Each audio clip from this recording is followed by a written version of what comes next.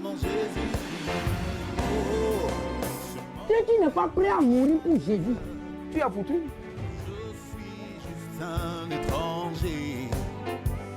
Mes trésors sont gardés. Je vous salue dans le beau précieux nom de notre Seigneur Jésus-Christ. Prions. Éternel Dieu, nous te disons merci.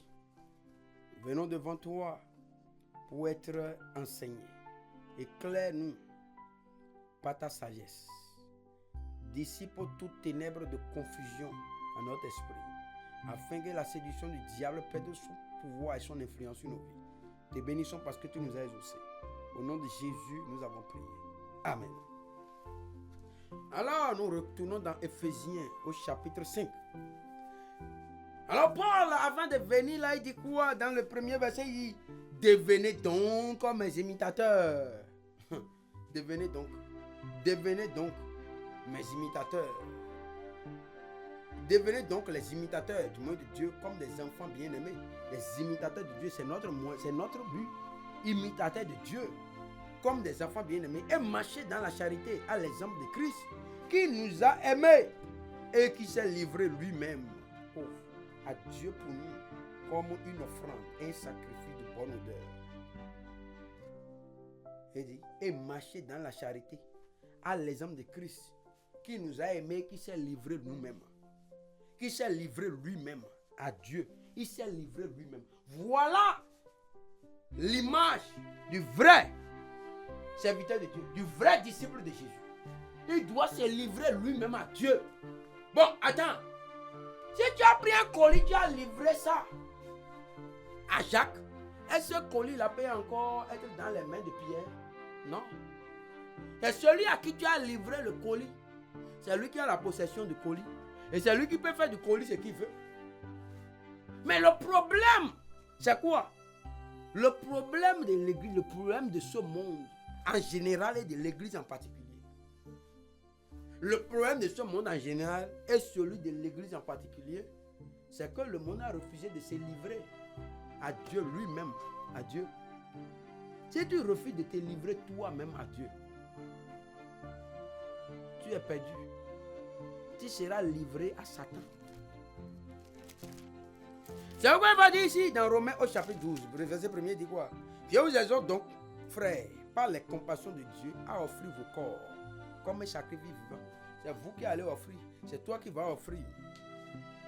Saint, agréable à Dieu. Ce qui sera de votre part un culte raisonnable. Ne vous conformez pas au ciel présent. Le ciel présent fait quoi? Il regarde aux choses visibles. Oui.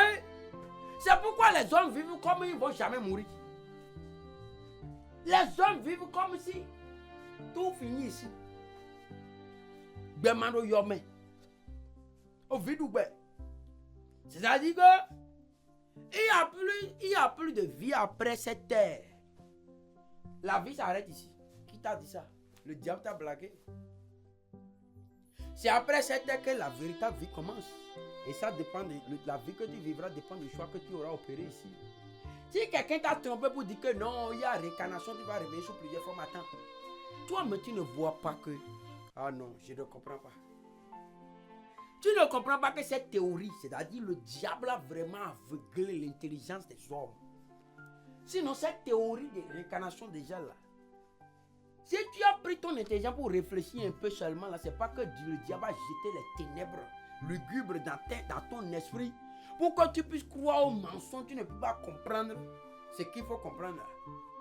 Comment tu peux croire à une théorie comme ça qui est vide de sens, qui porte en elle-même les germes de sa propre destruction? Hein? Parce que si vraiment on t'a enseigné, toi-même tu es conscient que oui, oh, tu viens atteindre l'état de perfection de Dieu, qu'il y a réincarnation. Maintenant, comme tu vis dans cette existence-là, si tu n'as pas atteint la perfection là, après, tu vas mourir. Et si tu meurs, tu vas prendre la forme peut-être de cochon. Tu vas prendre la forme de chien. Toi, tu veux devenir chien. Et si tu as fait mal à quelqu'un maintenant, tu peux devenir chien, on va te tuer. Tu peux devenir moustique, on va te tuer. Tu peux devenir mouche, on va te tuer. Attends. Bon, quand tu sais ça, pourquoi tu continues dans le mal et tu veux devenir chien, on va te tuer, on va te manger ou bien on va te faire quoi? Tu veux devenir mouton, bien cochon, on va te manger, on va te braiser, on va te manger. Et si on te mange après, tu vas devenir comment? Parce que comme on t'a mangé maintenant là, et tu es chien maintenant, ou bien tu es cochon, on t'a tué, ou bien tu es poisson, et on t'a tué maintenant. Et on t'a mangé, non? Tu vas redevenir comment? Tu vas redevenir après ça là. Donc tu as payé ton karma maintenant. Tu vas redevenir encore. Ou devenir quoi? Ou devenir encore.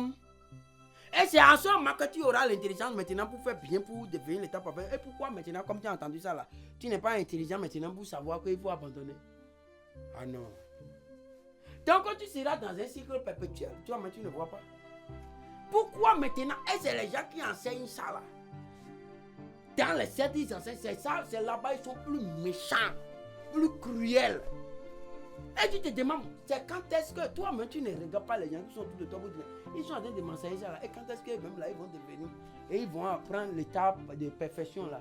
C'est après combien de cycles de réincarnation ils vont devenir ce qu'ils doivent devenir. Et depuis quand ils ont existé, et depuis quand ils ont fait le tour là, le tour, venir ici, aller là-bas, venir ici, aller là-bas, devenir chien, devenir cochon, devenir homme, devenir n'importe quoi, devenir moustique, devenir mouche, devenir arbre, devenir cafard, tout ça là. Depuis quand ils sont en train de faire ce tour là, aller-retour là, entre la vie ici et la vie là-bas. Depuis quand? Et ça va finir quand? Toi, mais tu ne penses pas à ça. Peut-être que tu ne vois pas que c'est mensonge, on t'a blagué. On t'a blagué. Tu n'as pas compris pour te repentir depuis. Hein? Il faut savoir que la Bible dit Hébreux 9, verset 27. Il est réservé aux autres de mourir seul fou. Après quoi vient le jugement. Ça, c'est la vérité, ça. Tout le reste, c'est mensonge. Et Satan, comme lui, est menteur en chef, il t'a menti. Et toi, tu es dedans. Tu es dedans. Tu es à l'aise dedans. Tu dois sortir de là. Ce serait le plus tôt. Le plus tôt serait le mieux pour toi. Le plus tôt serait le mieux pour toi. Satan te blague. Et tu es dans la rébellion contre Dieu. Et tu as entendu dire, oh, qu'est-ce que celui-là raconte? Oui. Il va mieux raconter quelque chose. Bon, le problème qui se pose, c'est quoi? Moi, j'adopte la philosophie de Blaise Pascal. Tu vois? Toi, tu dis que toi, tu es intelligent, tu es un scientifique, tu es un philosophe, tu es plus scientifique que Blaise Pascal, tu es plus scientifique que philosophe que Blaise Pascal, par exemple. Non? Mais c'est lui. Il fait partie des pères, il est père fondateur de l'ordinateur, comme on le voit aujourd'hui, la première calculatrice. Blaise Pascal, un mathématicien.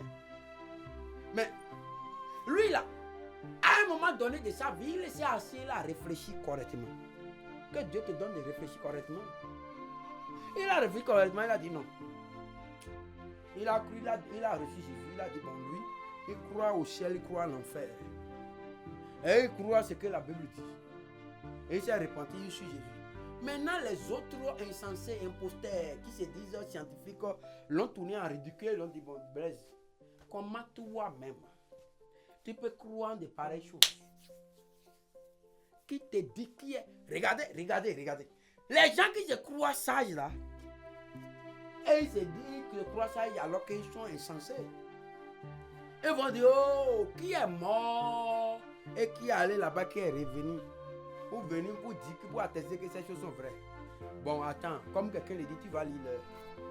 Tu vas lire l'heure. Il a dit que c'est même pas l'heure seulement, toi tu vas lire l'éternité. Bon, il faut lire l'éternité, calcul.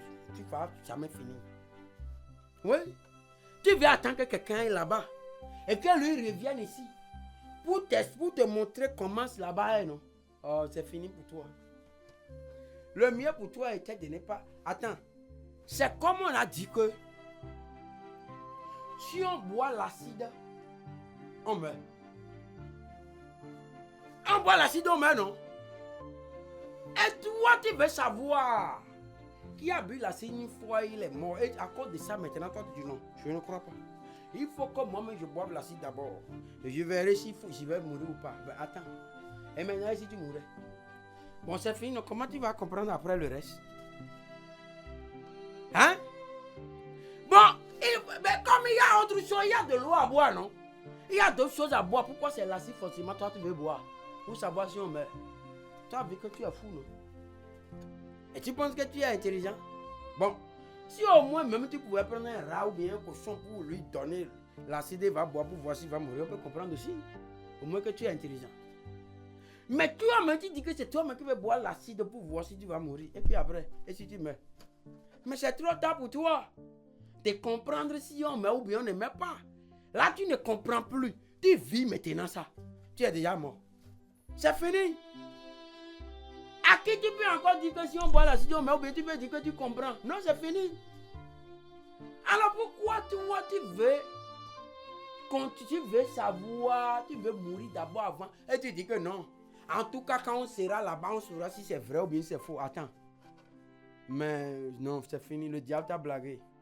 Il n'y a pas meilleure manière pour le diable que de blaguer quelqu'un comme ça. Si tout ce que la Bible dit là est vrai là. Oh. Bon, si toi tu ne crois pas et que c'est après ta mort, tu veux mourir, avant de t'assurer que si c'est vrai ou bien si c'est faux. Mon frère, ton cas, il n'y a aucun remède pour ton cas. Sincèrement. Ton cas, il n'y a pas de solution. La seule solution, c'est de te dire que tu es fou. Point. C'est tout. Il n'y a plus rien. Tu es fou. Parce qu'un homme normal va réfléchir pour se dire, bon, attends, voilà un homme normal, un homme qui a un peu de jugeote, voilà comment lui réfléchit. Il réfléchit comme Blaise Pascal. Et tu comprends maintenant, non? Regardez maintenant, la Bible dit quoi? Dans Romains, tu es fou. C'est pas moi qui le dis. Dans Romains au chapitre 1, il dit, regarde ce qu'il dit. Il dit, verset 20, il dit, en effet, les perfections invisibles de Dieu, sa puissance éternelle, sa divinité se voient comme à l'œil.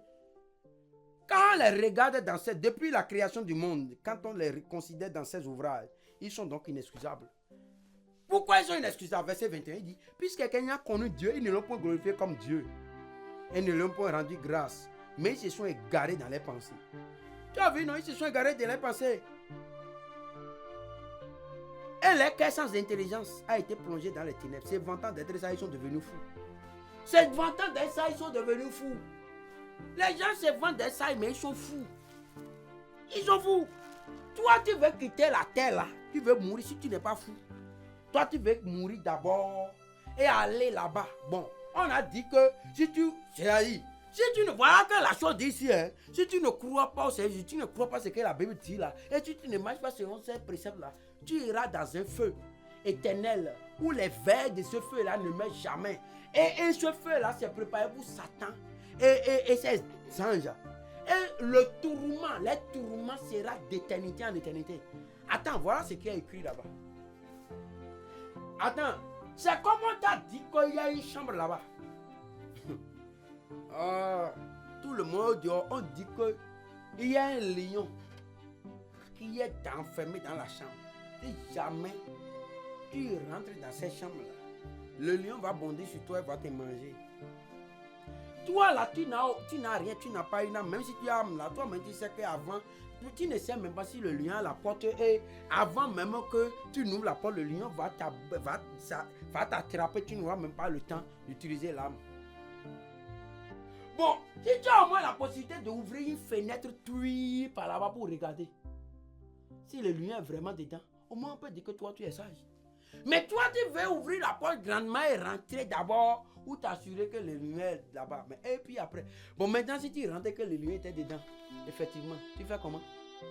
Tu fais comment? Le lion te tire comment? Tu es son camarade, non?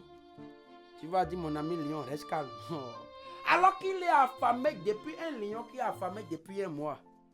Et il t'a vu. On a dit que le lion qui est dedans là, depuis, ça fait un mois ou bien 3 mois même, et il n'a rien trouvé à manger. Tu seras une bonne rôti. Hein? Tu es déjà rôti. Tu es un homme rôti. Tu as une bonne viande rôti. Pour ce lion. Alors, l'homme ça, il lui va dire quoi? Non.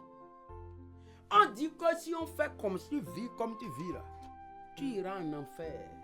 Mais tu donnes ta vie au Seigneur Jésus-Christ, il va te donner la puissance pour vivre suivant les préceptes divins, pour que tu puisses aller au ciel.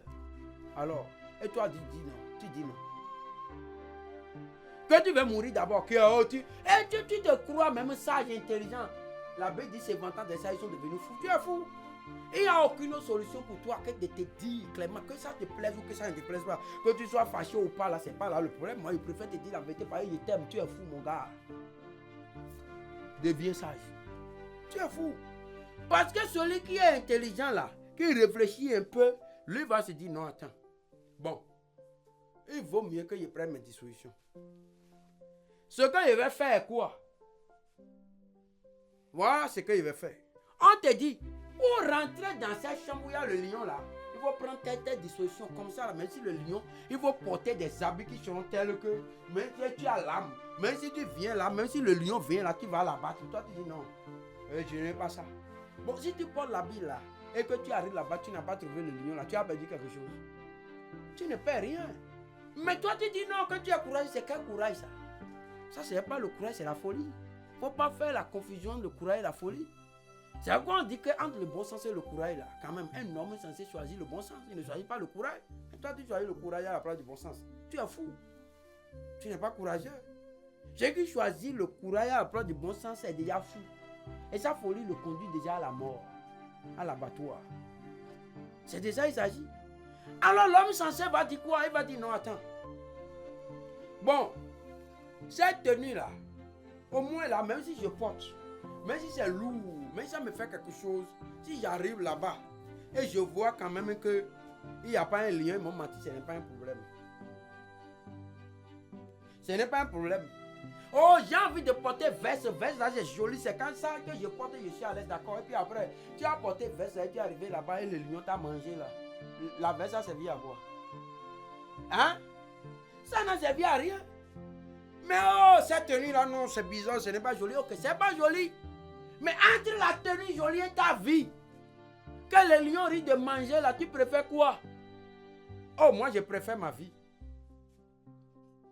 Que je dis que je vais porter l'habit joli, belle, qui met ces beaux habits que j'aime, tout ça là. Je vais porter ça. Et maintenant, on dit, mon gars, viens prendre cet habit, cette tenue là. C'est ça là au moins là. Oh, c'est en fer. Quand tu vas arriver là-bas là, le lion ne pourra pas te manger avant que tu ne le tues.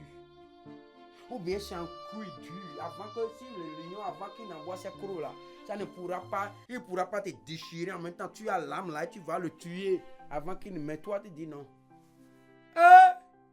Mon gars, bon, tu dis, et qui est rentré là-bas et le lion a mangé et qui est revenu pour dire. Si le lion mange quelqu'un là-bas, si quelqu'un est rentré, le lion l'a mangé là, il aura le temps de revenir pour dire que le lion l'a mangé. Il aura le temps de venir dire ça. Bon, s'il est rentré maintenant, et au lieu que ce soit un lion qui l'a mangé, il a vu maintenant que, que vraiment, que c'est l'ambiance est bonne, tout bien, c'est à l'aise, tout est intéressant là-bas. Alors qu'il y a chaleur au dehors, il va aussi revenir dans la chaleur là-bas pour dire qu'il fait bon vivre ici. Alors qu'on lui dit que s'il revient là-bas, mais il n'a pas la possibilité, il va venir. C'est ça la chose. Alors un homme censé va dire, attends, voilà ce que le Seigneur dit. Cette parole-là, voilà ce que ça dit, c'est vrai. Je n'ai pas encore vu quelqu'un qui est allé là-bas, mes grands-parents qui sont décédés, les arrière-parents, grands-parents, ils ne sont jamais revenus pour me dire que là-bas c'est chaud, là-bas ce n'est pas chaud. Là-bas c'est ceci, ceux qui ont marché dans suivant la Bible, voilà ce qu'ils sont devenus, voilà ceux qui ont refusé, voilà ce qu'ils sont devenus. Il n'y a personne qui est venu me dire ça. Mais, de toutes les façons, si je suis ça maintenant, je suis ce que la Bible dit là, et qu'après je meurs, et je vois que ce n'est pas vrai, mais je n'aurai rien perdu. Je n'aurai rien perdu. De toutes les façons, ce qu'on crie ton nom, si c'était oh c'est toi, mais attends un jour, quelqu'un devrait venir, on va encore dire, et toi on va t'oublier.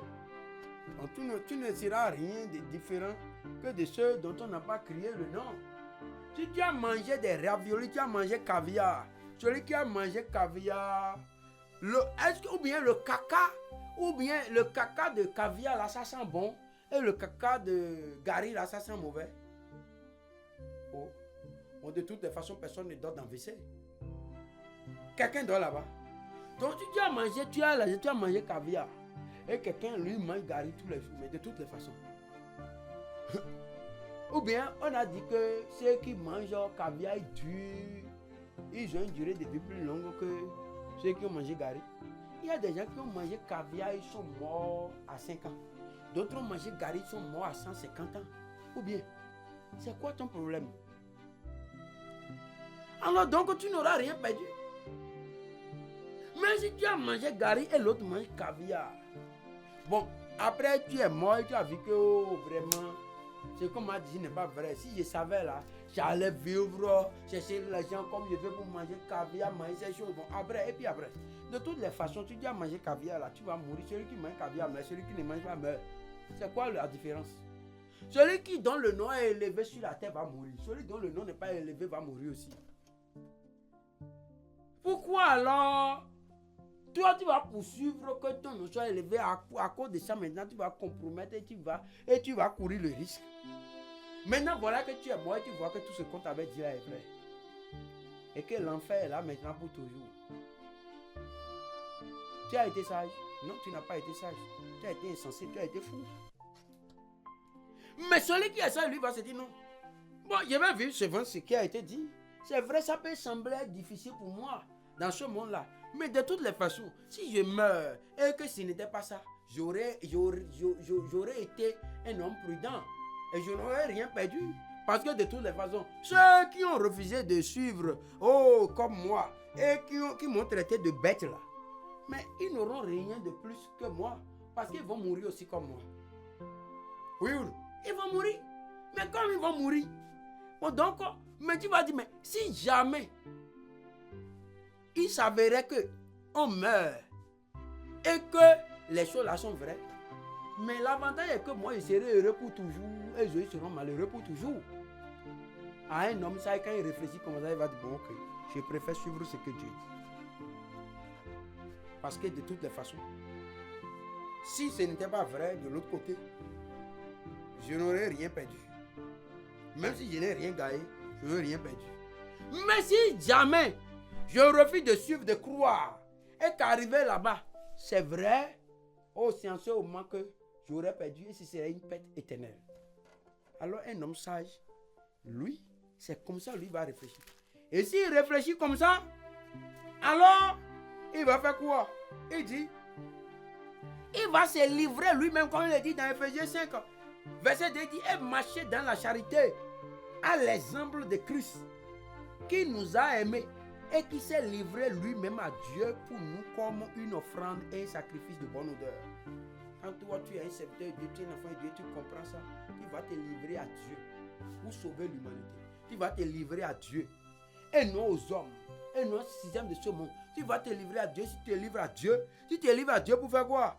Là pour dire la vérité, pour prêcher la vérité, pour enseigner la vérité, pour marcher dans la vérité. Que le monde soit d'accord ou que le monde ne soit pas d'accord, tu t'es déjà livré à Dieu. Et puisque tu t'es livré à Dieu, tu n'étais pas livré à Satan.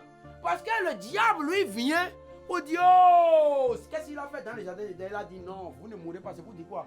Oh, pourquoi vous vous livrez à Dieu? Pourquoi vous écoutez Dieu? Oh, Dieu vous a blagué. Dieu vous a trompé. Qui vous a dit que tout ça là est vrai? Qui vous a... Attends, mon frère. Livre-toi à Dieu. Et dis, verset 3, que l'impudicité, qu'aucune espèce d'impureté et que la cupidité ne soit même pas nommée parmi vous, ainsi qu'il convient des saints. Voilà ce qui convient des saints. Mais aujourd'hui, c'est ces choses qui sont en vogue dans l'église. Quoi? L'impudicité? Oh, c'est à volo. L'impureté? Non, ça coule à flot. La cupidité? Oh, c'est ce qui a pignon sur rue dans les églises. Mais il dit que ces choses ne soient pas mentionnées pour nommer parmi vous comme il convient des saints. Pourquoi ces choses sont aujourd'hui dans l'église? En sorte que l'église a perdu sa saveur et l'église n'a rien maintenant de bon à donner, à montrer au monde. C'est pourquoi le monde influence l'église. Mais pourquoi? Parce que ceux qui se disent enfants de Dieu ont refusé de se livrer à Dieu. Parce que tu ne veux pas te livrer à Dieu et en même temps livrer à Satan. Tu ne veux pas te livrer à Satan et être en même temps livré à Dieu. Tu ne veux pas être livré à la terre et être livré en même temps au ciel. Tu ne veux pas être livré au monde et être livré en même temps au ciel. Ce n'est pas possible. Ça ne marche pas. Soit tu t'es livré au ciel, tu as livré ton cœur, tes pensées, tout. Oh, la Bible dit quoi? Là où se trouvent les trésors d'un homme, c'est là où se trouve aussi son cœur. Et tu as envoyé ton trésor au ciel. Oh, ton cœur sera là-bas. Et tu as déjà livré ton cœur à Dieu. C'est fini. C'est là-bas que sera ton cœur. Alors, mais Satan va dire non, il ne faut pas faire ça. Regarde ce qu'il dit. C'est ça la séduction. Va dire non, il faut vivre ici d'abord. Il faut vivre ici, oui. Nous ne disons pas qu'il ne faut pas vivre ici. Nous ne disons pas qu'il faut rester affamé ici. Nous ne disons pas que ce n'est pas, comme nous le disons et le répète, ce n'est pas ces choses qui sont mauvaises. Mais c'est la perception que tu as de ces choses. C'est cette perception qui est dangereuse, qui peut être dangereuse. Je suis dans Genèse au chapitre 3, verset 5, il dit, verset 4 d'abord, il dit, alors le serpent dit à la femme, vous ne mourrez point. Ça veut dire qu'il a dit que Dieu ment. Voilà, c'est le travail de Satan ça. Et à qui il fait ça? Avec qui? Regarde, quand nous retournons dans Romains chapitre 1, il dit quoi? Ces vantants de ça, ils sont devenus fous. Ils sont devenus fous. Verset 23, il dit, et ils ont changé la gloire de Dieu incorruptible, animal représentant l'homme corruptible, des oiseaux, des quadrupèdes, des reptiles. Verset 24, c'est pourquoi Dieu les a livrés à l'impureté selon les convoitises de leur cœur. Oui, Dieu les a livrés à l'impureté. Quand tu convoites, selon quoi? Selon les convoitises de leur cœur. Selon les convoitises de leur cœur, en ceux qui déshonorent eux-mêmes leur propre corps. C'est pourquoi aujourd'hui vous allez voir, les gens vont tatouer le corps, ils vont tracer dragon sur le corps, ils vont tracer les serpents, ils vont faire des choses, ils vont dire que, ils vont se faire sodomiser, un homme avec une femme, et après un homme maintenant va porter couche, parce qu'on a déjà perforé son anus. Vraiment, ça c'est une chose abominable. Ils déshonorent même leur propre corps. Verset 25. Et qui ont changé la vérité. Pourquoi pas? Ils ont changé la vérité et dit un mensonge et qui ont adoré servir la créature au lieu du créateur qui est tellement béni. C'est pourquoi, verset 26, Dieu les a livrés à des passions infâmes. Car les femmes ont changé l'usage naturel en celui qui est contre nature. C'est pourquoi ils sont devenus lesbiennes, les femmes. Et de même, les hommes, abandonnant l'usage naturel de la femme, se sont enflammés dans leurs désirs les uns avec les autres. C'est-à-dire les hommes maintenant, ils vont prendre femmes comme s'ils sont mariés, mais ils vont coucher homme avec homme. Oh, ils sont enflammés. Ils sont enflammés dans les désirs, désirs satanico-démoniaques. Désirs de l'enfer. Les uns pour les autres, commettant homme avec homme, vous voyez non? Commettant, vous voyez, depuis ces choses existaient. Hein? C'est pas aujourd'hui. Et quoi il dit dans Ecclésiaste 1 verset 9, il dit quoi? Il dit qu'il n'y a rien de nouveau sous le soleil. Il dit c'est qui est, c'est ce qui. C'est tout. Il dit ce qui a été là, c'est ce qui est. Ce qui a été là. Ecclésiaste 1, il dit ce qui a été. C'est ce qui sera. Et ce qui s'est fait, c'est ce qui se fera. Il n'y a rien de nouveau sous le soleil. C'est clair. Il faisait ça. Avant Jésus, il faisait ça. Parce que c'est Satan qui leur a appris ça. Quand Jésus est arrivé, ils ont continué. C'est pourquoi c'est ça qui a fait que Sodome et Gomorrhe a été détruit. Aujourd'hui, là, cette terre sera détruite. Il n'y a rien à faire à cause de ces abominations. Et il dit quoi?